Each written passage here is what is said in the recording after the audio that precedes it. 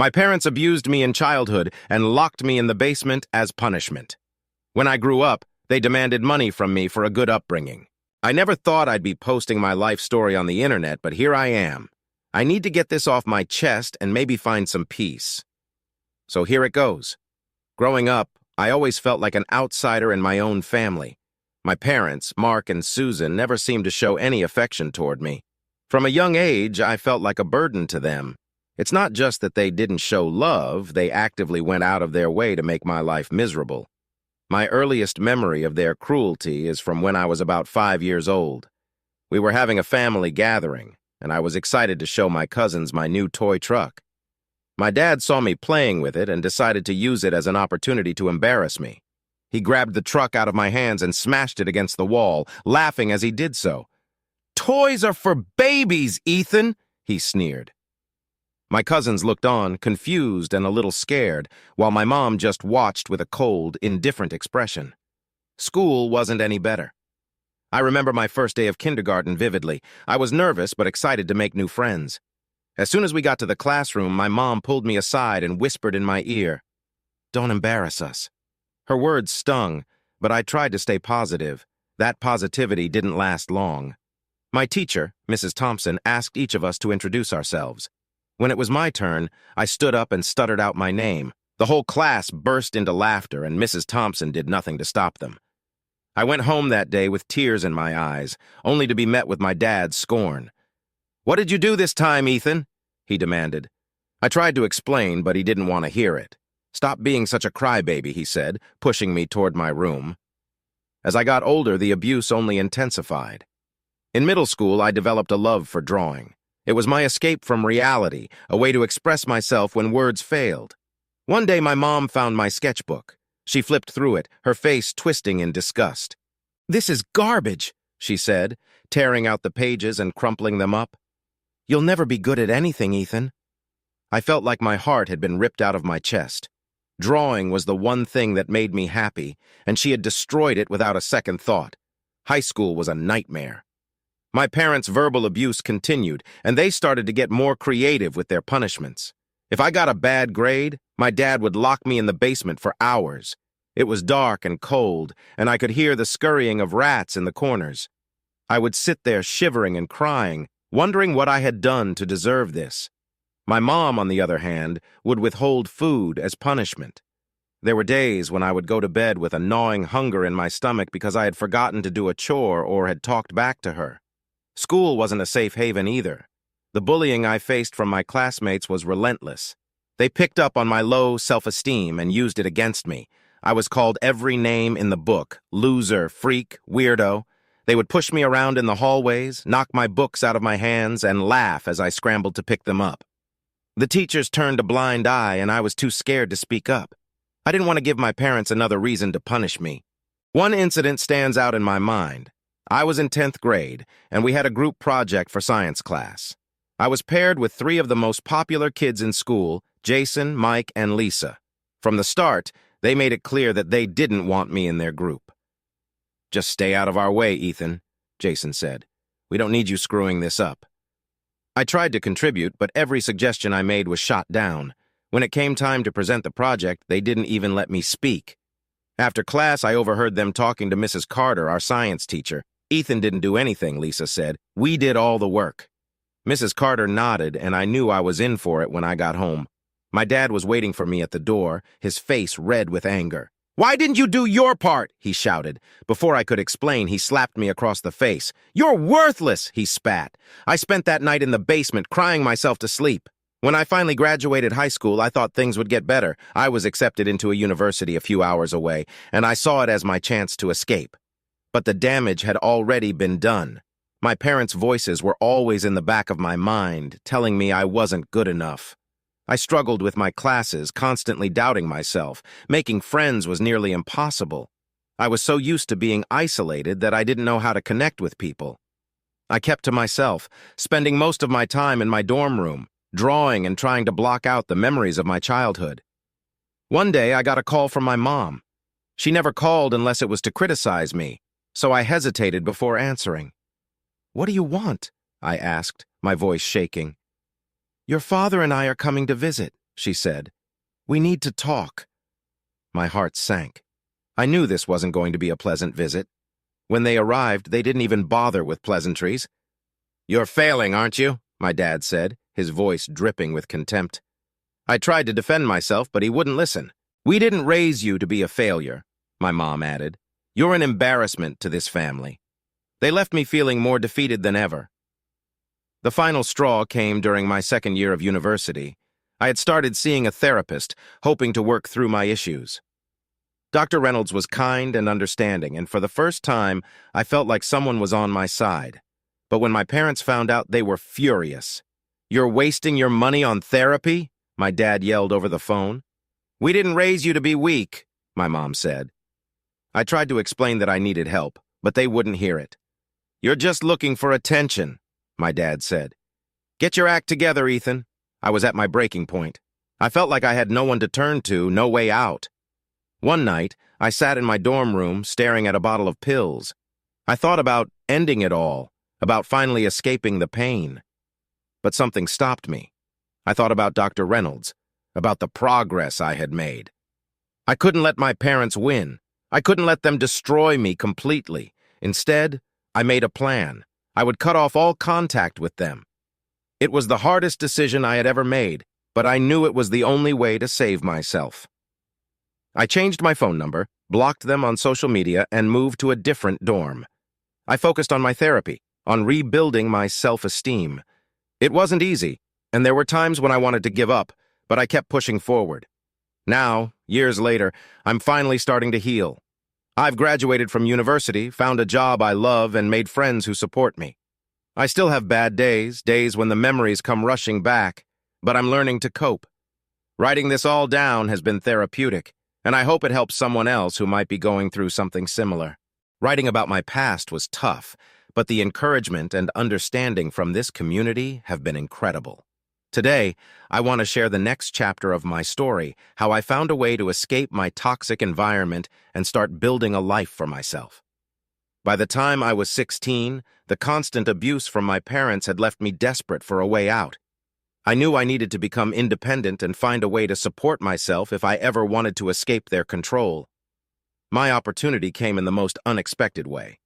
One day, while browsing through online forums, I stumbled upon a thread discussing various ways teenagers could make money. Among the typical suggestions like babysitting and mowing lawns, one comment caught my eye. It mentioned freelancing as a web developer. I had always been good with computers and had dabbled in coding a bit, so I decided to look into it. I spent hours reading articles and watching tutorials on web development. The more I learned, the more excited I became. This was something I could do. I set up a profile on a popular freelancing platform, listing the basic skills I had and offering to build simple websites for a low fee. At first, I didn't get any responses, but I kept refining my skills and updating my profile. My persistence paid off. After a couple of weeks, I received my first gig. It was a small project just setting up a blog for a local business. The pay was modest, but it was a start. I poured my heart into that project, working late into the night to make sure everything was perfect. When I finally submitted it, the client was thrilled. They left a glowing review on my profile, which helped me land more jobs. Word started to spread about my work, and I began getting more projects. I juggled school and freelancing, often staying up late to meet deadlines. It was exhausting, but the sense of accomplishment kept me going. Each completed project brought in more money, and I started saving up with a singular goal in mind escaping my parents' house. During this time, I made some important connections. One of my clients, David, was impressed with my work and introduced me to his friend, Rachel, who ran a small tech startup. Rachel needed a part-time developer and offered me a position. I was over the moon. Working for a startup was a dream come true, and it meant steady income and more experience. Rachel became a mentor to me. She taught me about the business side of tech, how to manage projects, and how to work with clients. Under her guidance, my skills improved, and I started taking on more complex projects. I also met other young developers through her network, and we formed a tight-knit group. We shared tips, collaborated on projects, and supported each other. One of the most significant moments came when Rachel decided to expand her startup. She offered me a full-time position once I turned 18, with a chance to move to a new office they were opening in another country. This was my ticket out. I worked harder than ever, saving every penny I earned. I was determined to be ready when the time came. During this period, my parents noticed the changes. They saw the money I was making and the time I was spending on my computer, but they didn't understand what I was doing. They assumed I was just wasting time online. My dad would often mock me, saying, "You think you're going to get rich playing on that computer?" I didn't care. I knew what I was working towards. The day I turned 18, I left without looking back. I had saved up enough money to cover my travel expenses and have a safety net for the first few months. Rachel helped me with the paperwork and relocation process. It was a whirlwind, but I felt a sense of freedom I had never experienced before. Moving to a new country was both exhilarating and terrifying. I had to adapt to a new culture, find a place to live, and settle into my new job. The first few weeks were a blur of activity. I rented a small apartment close to the office and immersed myself in work. The team at the new office was welcoming, and I quickly found my place among them. One of the first projects I worked on was a major upgrade for one of our clients, a large retail chain. The project was challenging, but I was determined to prove myself. I spent long hours coding, testing, and debugging. There were moments of frustration when things didn't go as planned, but I kept pushing through. When we finally launched the upgrade, the client was thrilled with the results. It was a huge success for the company and a personal victory for me. As I settled into my new life, I started exploring the city. I made friends both at work and outside of it. One of my closest friends, Alex, was another developer who had moved from a different country. We bonded over our shared experiences and often hung out after work, exploring local cafes and tech meetups. Alex introduced me to a larger network of developers, and I started getting involved in the local tech community. My career continued to grow. I took on more responsibilities at work, leading projects and mentoring new hires. Rachel's startup flourished, and we started expanding our client base. I also began working on personal projects, developing apps and websites that I was passionate about. One of my apps, a task management tool, gained some traction and even got featured on a popular tech blog. Despite the success, there were challenges. There were times when I felt overwhelmed by the workload and the pressure to constantly perform. There were moments of self-doubt where the voices of my parents would creep back into my mind, telling me I wasn't good enough. But I had built a support system. I had friends who understood and encouraged me, and I had Rachel, who always believed in my potential. One of the most pivotal moments came when Rachel decided to take the company public. It was a massive undertaking, and I was given a significant role in the process. We worked tirelessly, preparing everything for the IPO. It was stressful, and there were times when I doubted if we could pull it off. But we did. The IPO was a success, and it marked a new chapter for the company. With the success of the IPO, I received a significant bonus and stock options. It was more money than I had ever imagined having. I decided to use some of it to give back. I started a scholarship fund for underprivileged students who wanted to study tech. I also began mentoring young developers, sharing my journey and encouraging them to pursue their dreams despite any obstacles they might face. Looking back, it's incredible to see how far I've come. From that scared, abused child to a successful developer with a thriving career, the journey has been long and challenging, but also rewarding. I've learned that no matter how dark things may seem, there is always a way out. It takes courage, hard work, and the support of good people, but it is possible. Today, I want to share how my life continued to evolve, leading me to meet new people, expand my horizons, and eventually find love. After the successful IPO, life took on a new rhythm. With the financial stability and professional growth, I felt a newfound sense of freedom. My past was still a part of me, but it no longer defined me.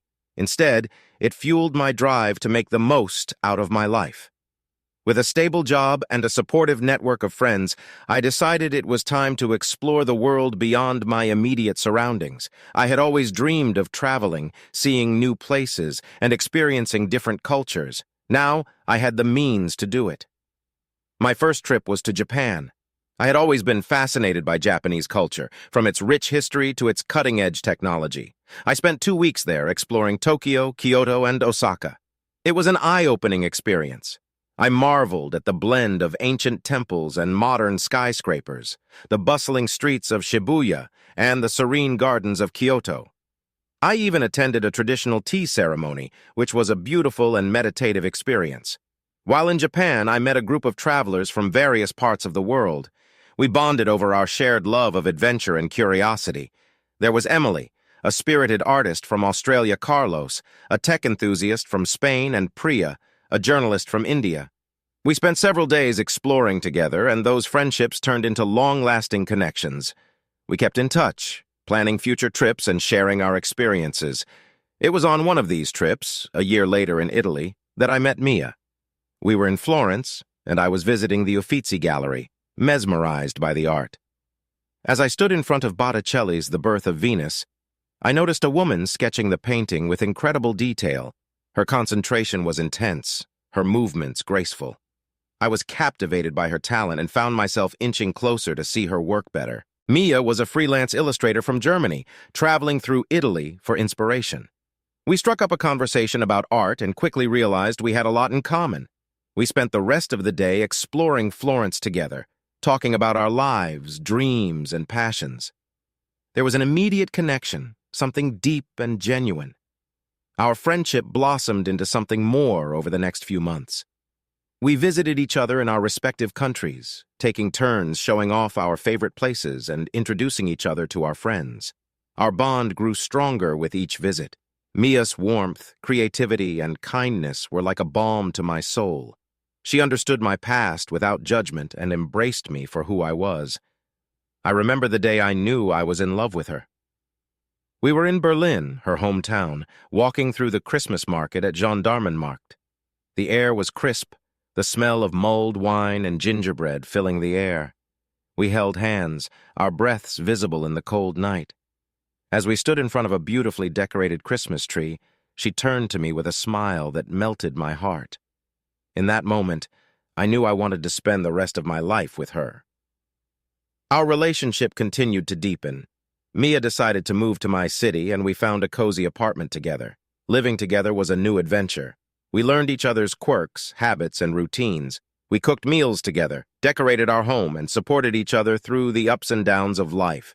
It wasn't always perfect, but it was always filled with love and respect. One summer, we decided to take a road trip across the United States. It was something we had both always wanted to do, and it turned out to be one of the most memorable experiences of our lives. We started on the East Coast, visiting cities like New York, Washington, D.C., and Charleston. We then made our way through the South, exploring the vibrant music scene in Nashville and the rich history of New Orleans. We had our fair share of adventures and misadventures. In New Orleans, our car broke down in the middle of nowhere. We were stranded for hours, waiting for a tow truck. It was a stressful situation, but we made the best of it, laughing and telling stories to pass the time. When we finally got back on the road, we were more grateful than ever for the simple things. As we traveled, we met countless interesting people. There was a retired couple in Savannah who shared their stories of traveling the world, a group of musicians in Austin who invited us to a private jam session, and a park ranger in the Grand Canyon who gave us a personalized tour. Each encounter enriched our journey, making it more meaningful and unforgettable. The pinnacle of our trip was reaching the West Coast. Standing on the beach in California, watching the sun set over the Pacific Ocean, I felt an overwhelming sense of gratitude for the life I had built and the people I had met along the way. It was there, with the sound of the waves crashing in the background, that I proposed to Mia. She said yes, tears of joy streaming down her face. Our wedding was a small, intimate affair.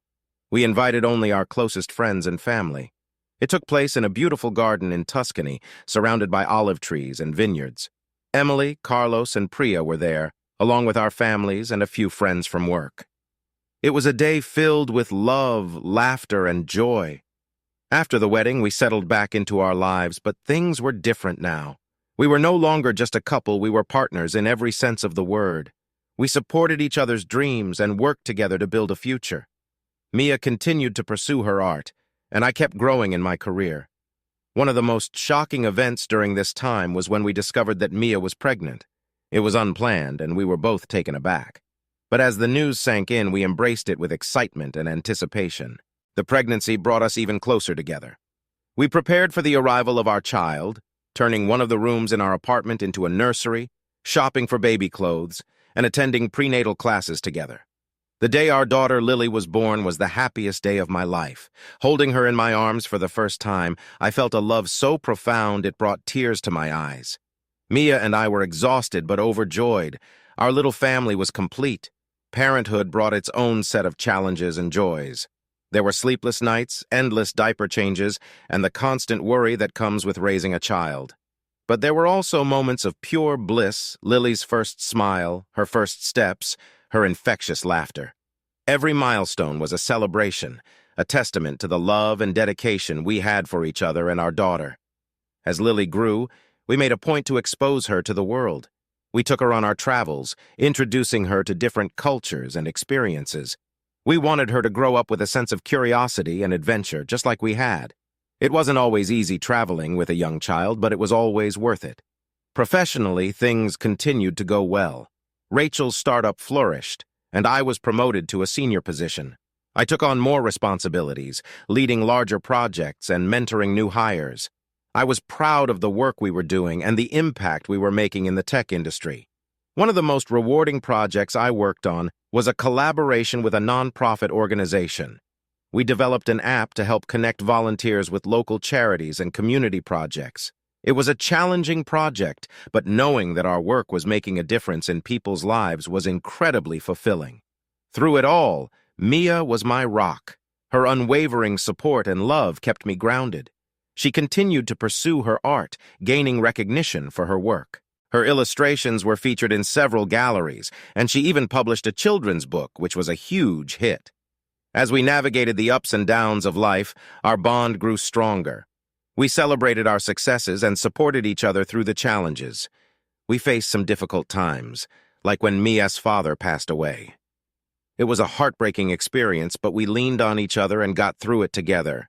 I never imagined I'd have to revisit my past in such a brutal way, but life has a way of throwing curveballs when you least expect them. Just when I thought I had escaped the darkness of my childhood and built a life of happiness and stability, my parents found me. What followed was a nightmare that tested my resolve, my integrity, and my courage. Here's what happened. It all began one sunny afternoon. Mia, Lily, and I were enjoying a picnic at a local park. It was one of those perfect days when everything seems to be going right. Lily was running around, chasing butterflies, and Mia was sketching the beautiful scenery. Suddenly, my phone buzzed. I glanced at the screen and saw an unknown number. Normally, I wouldn't have answered, but something compelled me to pick up. The voice on the other end was cold and familiar. It was my father. My heart dropped as he began to speak. He had found me. He knew where I lived, where I worked, everything. He demanded that I meet him and my mother the next day, or they would make my life hell. My mind raced, thinking about how they could have tracked me down. I quickly realized that with the advent of social media and modern technology, it wasn't as difficult as I had hoped. I didn't want to tell Mia, but I knew I couldn't hide something like this from her. That evening, I sat her down and explained everything. She was shocked and worried, but her support was unwavering. We decided to consult a lawyer first thing in the morning to understand my options and prepare for whatever was coming. The next day, we met with Alice, a highly recommended attorney known for handling complex family disputes. Alice listened intently as I recounted my history with my parents and the recent phone call. She was sympathetic but also realistic. She explained that while my parents didn't have any legal claim to my earnings, they could still cause a lot of trouble if they decided to make false allegations or harass me and my family. Alice advised that we document everything and prepare for the worst. She suggested filing a restraining order if my parents continued their threats and harassment. Feeling somewhat reassured but still anxious, I agreed to meet my parents in a public place, with Alice nearby just in case things got out of hand. The meeting was set for a small cafe downtown. I arrived early, hoping to gather my thoughts and stay calm. My parents walked in a few minutes later, their faces twisted with anger and entitlement. They didn't waste any time. My father accused me of abandoning them and demanded that I start sending them money regularly. My mother chimed in, claiming they had supported me all my life and it was time for me to pay them back. I tried to stay calm and explain that I had built my life independently and owed them nothing, but they wouldn't listen. My father threatened to go to the police and accuse me of theft and fraud, knowing it would cause me significant legal trouble even if the claims were baseless. The situation quickly escalated, and I could feel my anger rising. I walked out, unable to take any more of their venom. Alice was waiting outside. She had heard enough to understand the severity of the situation. We headed straight to the courthouse to file a restraining order.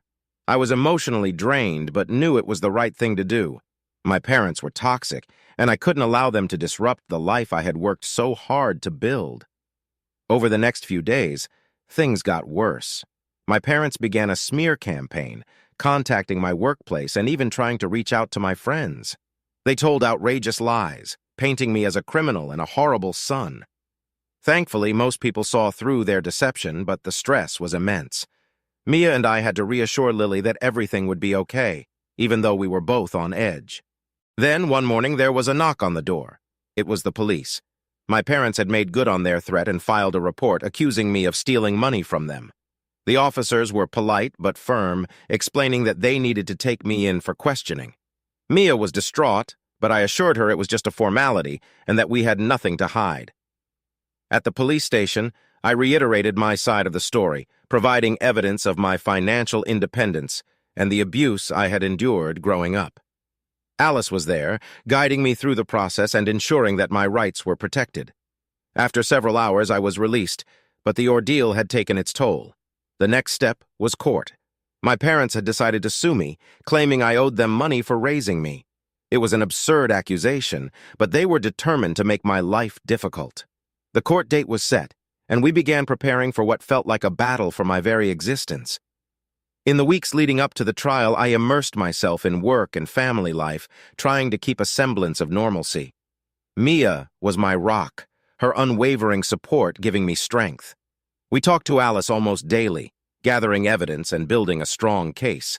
My childhood friends, who knew about the abuse, agreed to testify on my behalf, and I found solace in their support. The day of the trial arrived, and I was a bundle of nerves. As we entered the courtroom, I saw my parents sitting with their lawyer, looking smug and confident. It took all my willpower not to confront them then and there. The judge entered and the proceedings began. My parents' lawyer painted a picture of loving parents who had sacrificed everything for their ungrateful son. It was hard to listen to, but I knew our turn would come. When it was Alice's time to present our case, she was brilliant. She laid out the history of abuse, presented evidence of my financial independence, and called witnesses who corroborated my story. One of the most shocking moments came when Alice introduced a surprise witness, my father's estranged brother, Uncle James. I hadn't seen him in years, but he had reached out to Alice after hearing about the case.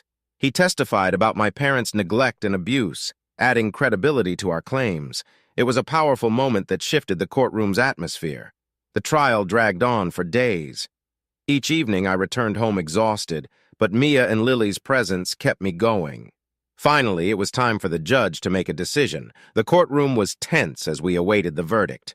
When the judge ruled in our favor, declaring my parents' claims baseless and granting the restraining order, I felt an overwhelming sense of relief. But the victory was bittersweet. My parents had shown their true colors, and there was no going back. I knew I would never have a normal relationship with them, but I had gained something far more valuable, a sense of freedom and the strength to protect my family. In the aftermath, life slowly returned to normal. The restraining order kept my parents at bay, and their smear campaign lost momentum. My reputation was intact, thanks to the support of my friends, colleagues, and most importantly, Mia. We decided to move to a new city, seeking a fresh start away from the shadows of my past. Our new home was a charming house in a quiet neighborhood. It was a place where we could build new memories and focus on our future. Mia and I continued to thrive in our careers, and Lily adapted well to her new school, making friends and enjoying her childhood. One unexpected but welcome outcome of the trial was reconnecting with Uncle James. He had distanced himself from the family years ago due to my parents' toxic behavior, but the trial brought us back together. He became a positive influence in our lives, offering support and guidance. His presence was a reminder that not all family bonds are destructive. As the years passed, I continued to grow both personally and professionally. I expanded my freelance business, taking on larger projects and even starting my own tech consultancy. Mia's art career flourished, and she held exhibitions in several major cities. We traveled often, both for work and leisure, and made it a point to expose Lily to as many cultures and experiences as possible. One of the most significant projects I undertook was developing a platform to help abused survivors share their stories and find resources for support. Inspired by my own experiences, I wanted to create a safe space for others to heal and rebuild their lives. The platform gained traction, and we partnered with various organizations to provide counseling, legal aid, and other essential services. Through the platform, I met countless brave individuals who had overcome unimaginable hardships. Their stories inspired me and reinforced my commitment to helping others. One particular story stood out: a young woman named Sarah, who had escaped an abusive household and was now an advocate for survivors. We became friends, and her resilience reminded me of the strength it takes to break free from a toxic past. I wish I could say that everything went back to normal after the court case, but life had other plans. Just when I thought my parents were out of my life for good, my mother decided to take her vengeance to a new level. What followed was a series of events that stretched over several weeks and tested my resilience in ways I hadn't imagined. Here's how it all unfolded. It started subtly. About a week after the court ruling, strange things began happening. It was small stuff at first: packages I hadn't ordered showing up at my doorstep, odd phone calls at all hours of the night, and strange emails flooding my inbox.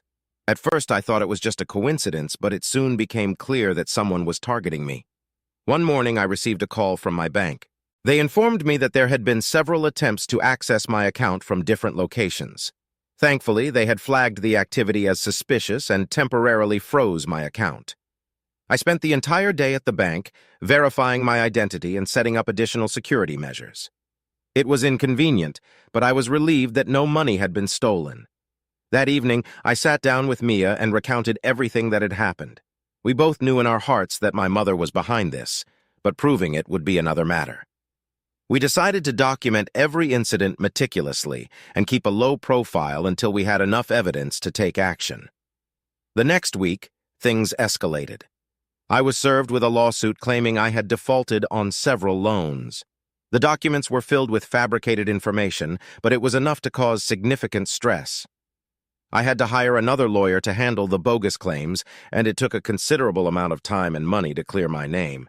Simultaneously, my professional life was being attacked.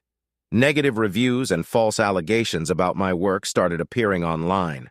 Clients I had worked with for years began receiving anonymous emails claiming I was involved in illegal activities.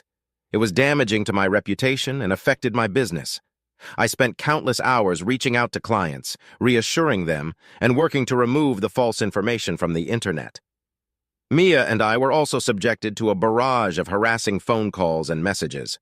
Some were from unknown numbers, filled with threats and vile language. Others were more insidious, pretending to be friends or colleagues to extract information.